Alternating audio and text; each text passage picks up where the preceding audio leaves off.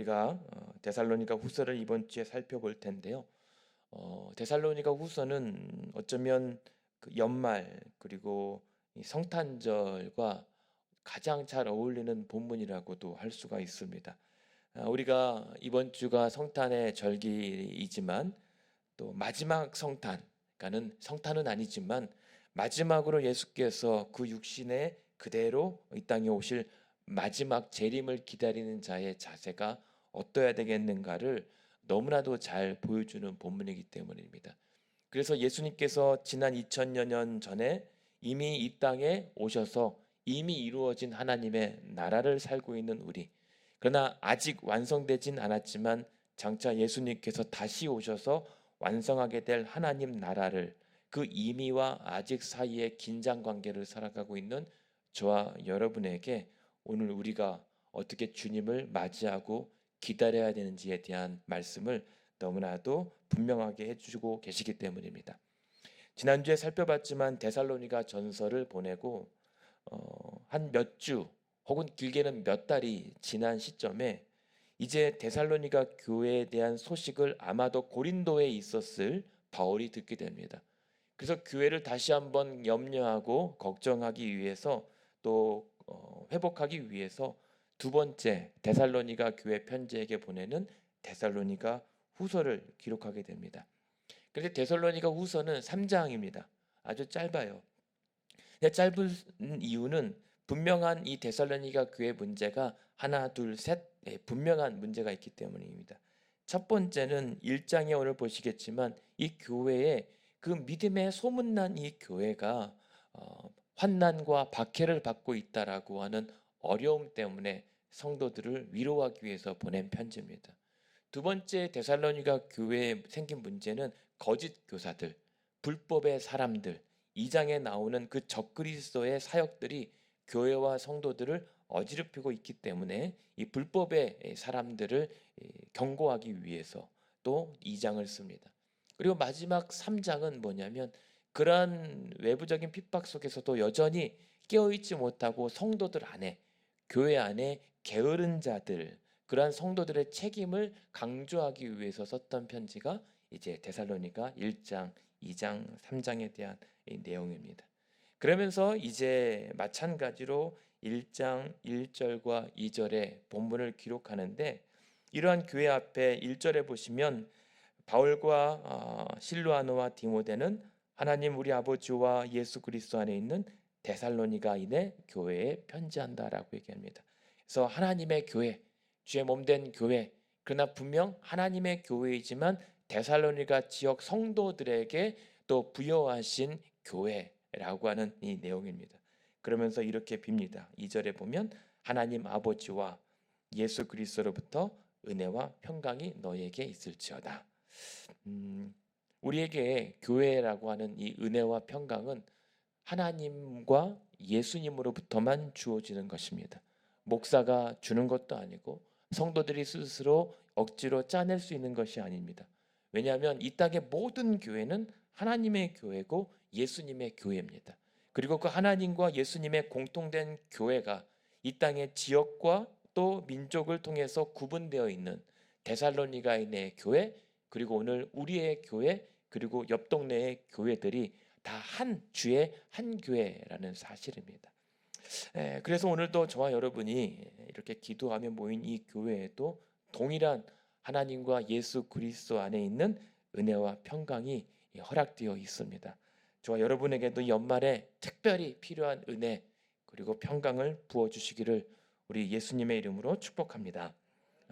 근데 이 은혜와 평강이 있어도 되고 없어도 되는 것이 아니라 이 은혜와 평강이 반드시 있어야 되는 이유가 있습니다. 이 은혜와 평강에는 힘과 능력이 나타나기 때문입니다.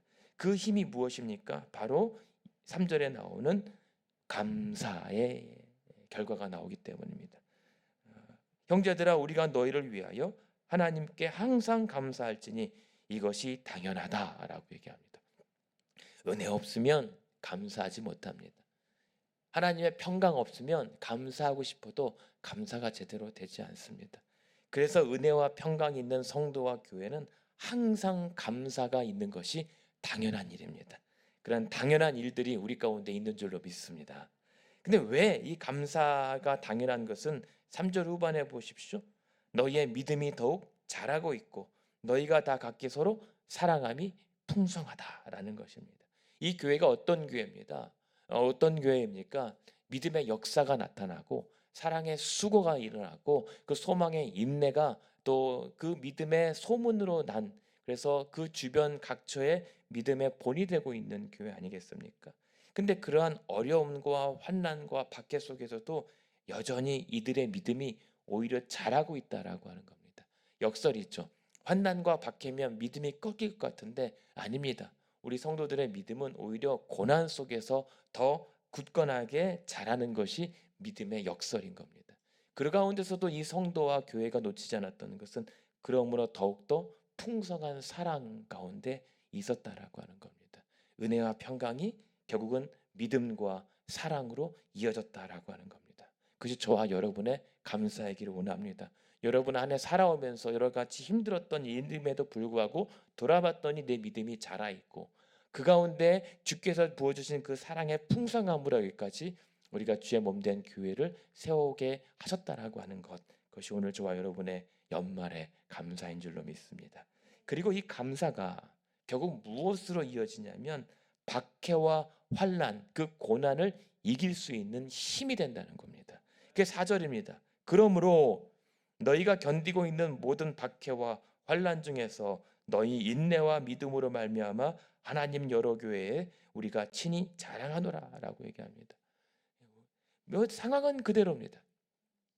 상황은 여전히 변할 줄 모르는데 그러한 항상 은혜와 평강에 힘입어 감사하며 내 믿음이 자랐고 그 사랑의 풍성함으로 서로 견딜 수 있는 그 고난을 함께 견뎌내는 이 성도의 공동체가 세워진 겁니다. 그래서 뭘로 견뎌요? 너희가 모든 박해와 환난 중에 인내와 믿음으로 견디고 있다는 겁니다.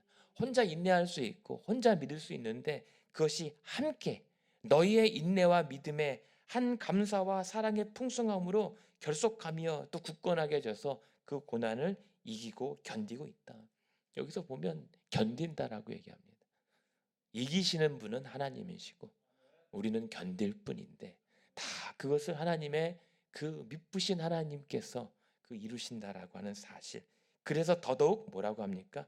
인내와 믿음으로 한 번 더 가볼 수 있는 겁니다.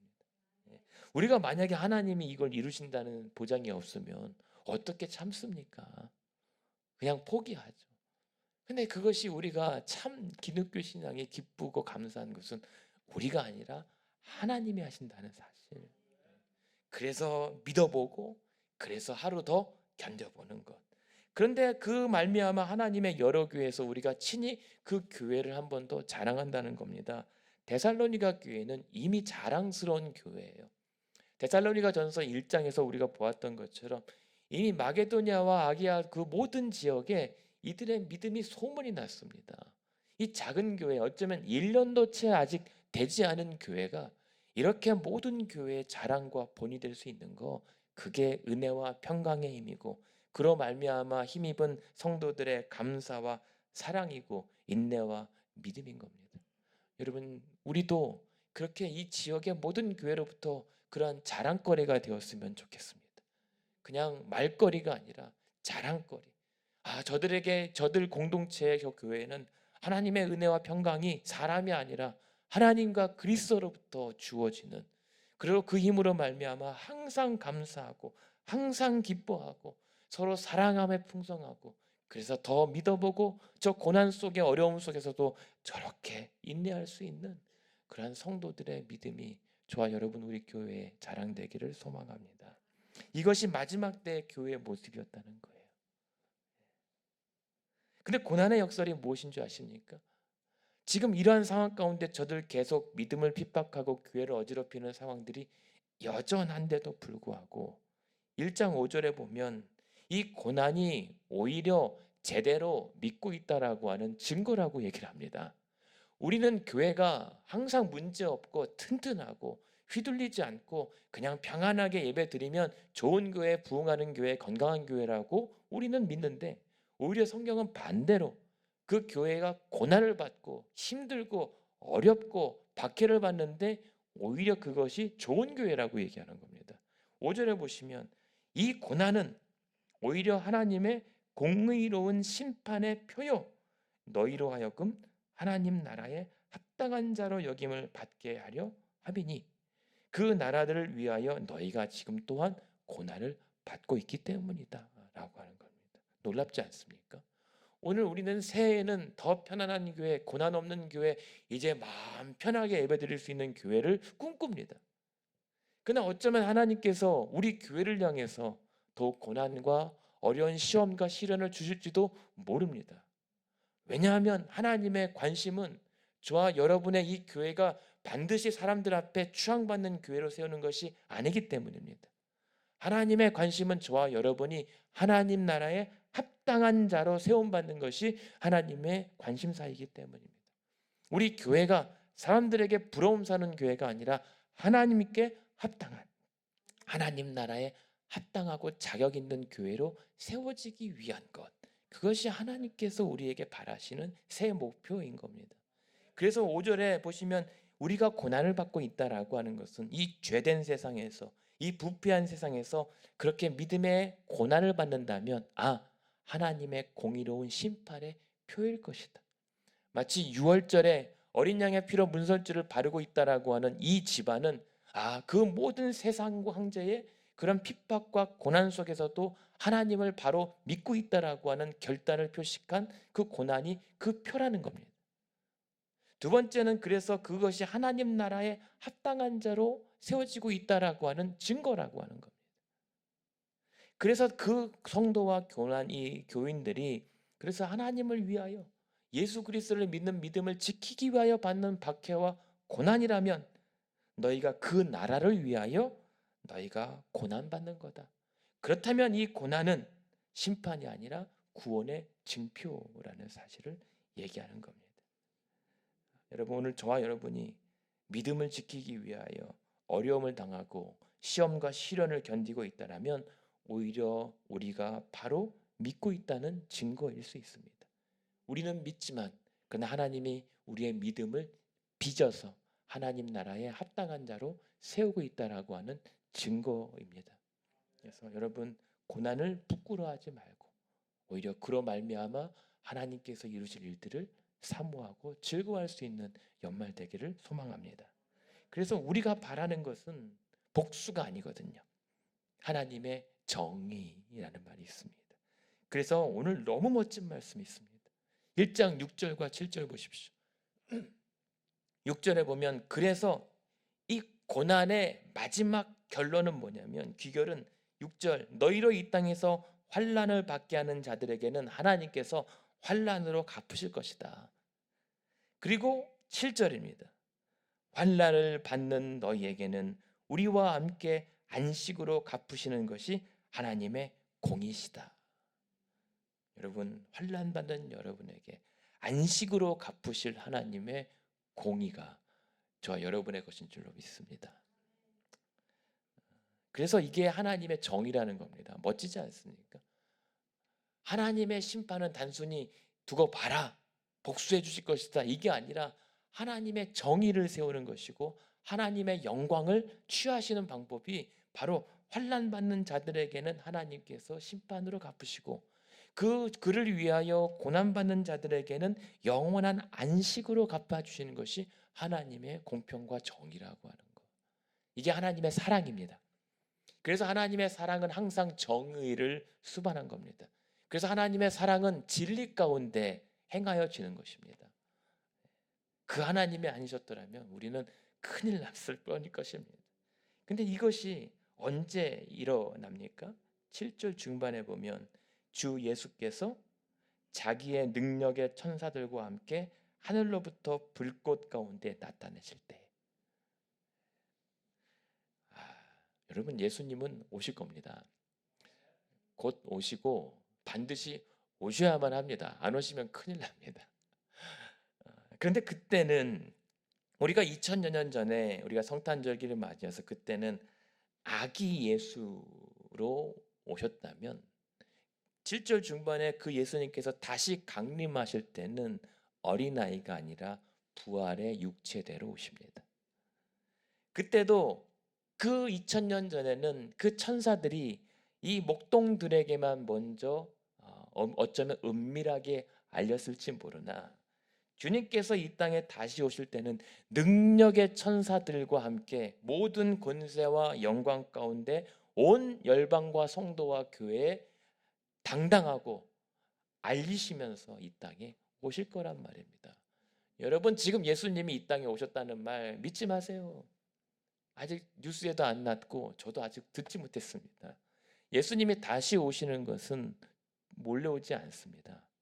온 하늘로부터 천사들 권세와 영광을 동원하면서 천지가 진동할 나팔 소리와 함께 예수님이 이 땅에 오실 거란 말입니다.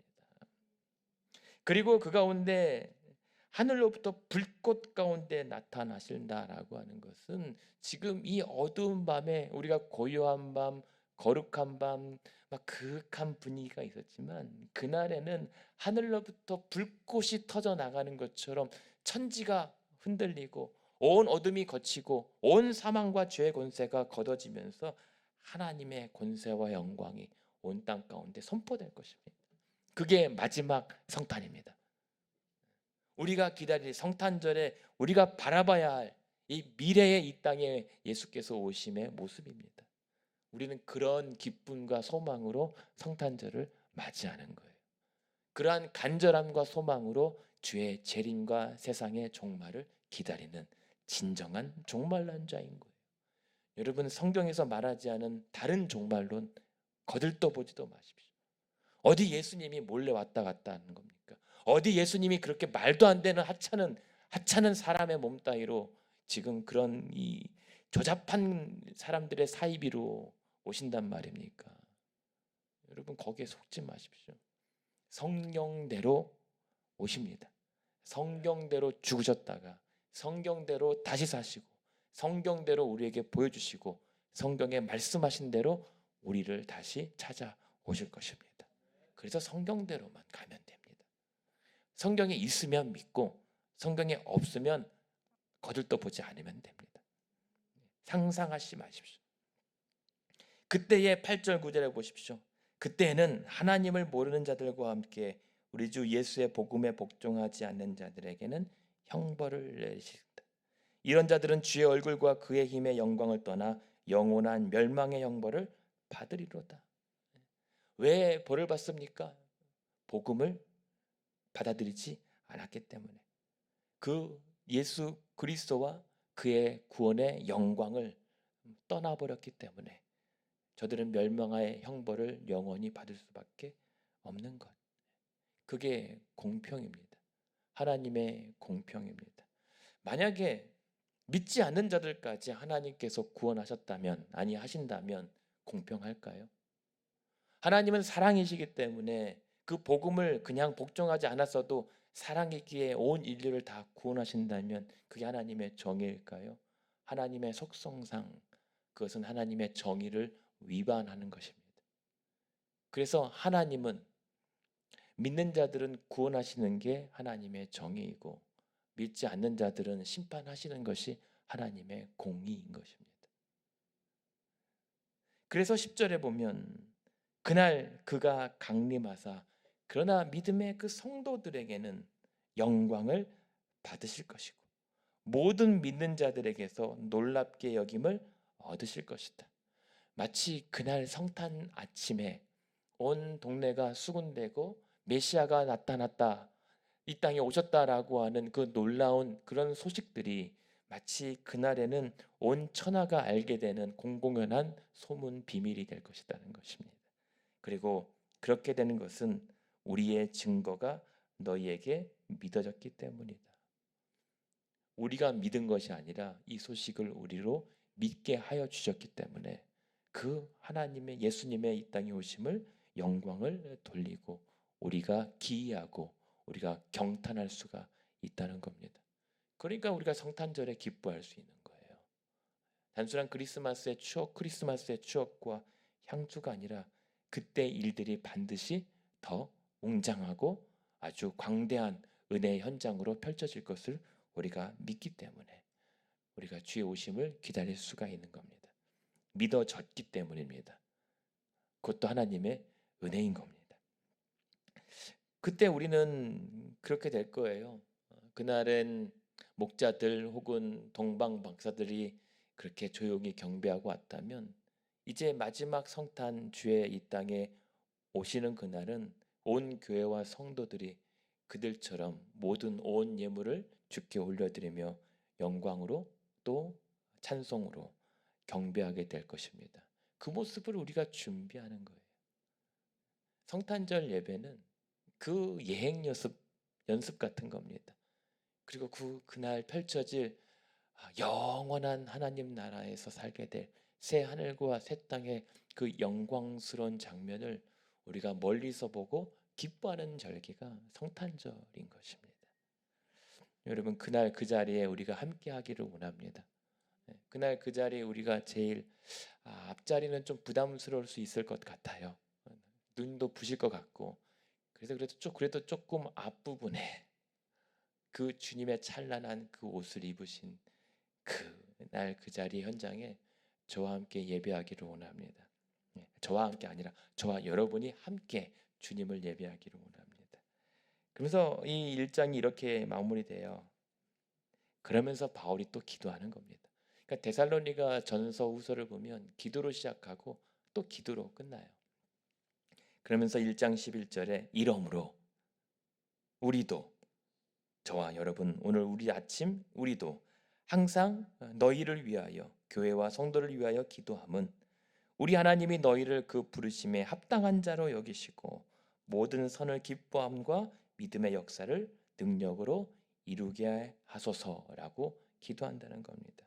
오늘도 저와 여러분이 성탄절, 아니 주의 오실 그 마지막 때를 위하여 살아가는 성도와 교회라면 당연히 항상 기도하되 오늘도 하나님께서 우리를 그 부르심에 합당한 자로 여겨 주시옵소서, 행하게 하여 주시옵소서 기도하는 것이고, 두 번째는 모든 선과 그 모든 믿음의 역사를 기뻐하고 그 또한 하나님의 능력으로 이루어 주시옵소서 기도하는 겁니다. 오늘도 우리가 아니라 하나님의 능력으로 모든 선을 기뻐하게 하시고 우리의 믿음의 역사를 이루어 주시옵소서. 그래서 12절 마지막 우리의 기도의 결론은 우리 하나님과 예수 그리스도의 은혜에 따라 우리 주 예수의 이름이 너희 가운데서 영광을 받으시고 우리도 그 안에서 영광을 받게 하여 주시옵소서. 저와 여러분이 누리게 될 영광은 예수께서 누리시는 영광과 동일한 것입니다. 그게 얼마나 멋진 일입니까? 우리의 부활도 예수님의 부활과 동일한 것입니다. 예수님께서 우리를 앉으실 그 보좌도 주님이 앉으시는 자리입니다. 그리고 우리가 받을 영광은 그리스도의 영광이라는 사실. 이 어마어마하고 엄청난 사실에 우리가 놀라워하며 기뻐할 수 있는 성탄절 되기를 원합니다. 그래서 결론은 그렇게 오늘도 주의 오심을 기다리는 신앙, 그래서 공평과 정의로 오실 그 주님 오실 때까지, 그래서 그날 이 땅에서 오늘 받는 시련과 고난을 안식으로 갚아주실 때까지 오늘도 함께 기도하며 박해와 환난의 인생 속에서도 오히려 그 고난 속에서도 내가 어떻게 하면 하나님 부르심에 합당하게 세움 받을 수 있을지를 염려하고, 그래서 예수께서 영광 받으시고 우리도 예수 안에서 그러한 영광을 얻을 때까지 저 여러분 항상 기도해 오신 한 해 앞으로도 날마다 기도하며 감사할 수 있었으면 좋겠습니다. 그래서 오늘도 믿음의 역사와 사랑의 수고와 그 소망의 인내 가운데 오늘도 하나님의 능력으로 여러분의 모든 믿음의 일들과 또 선한 뜻을 이루어 주시길 우리 예수님의 이름으로 축원합니다.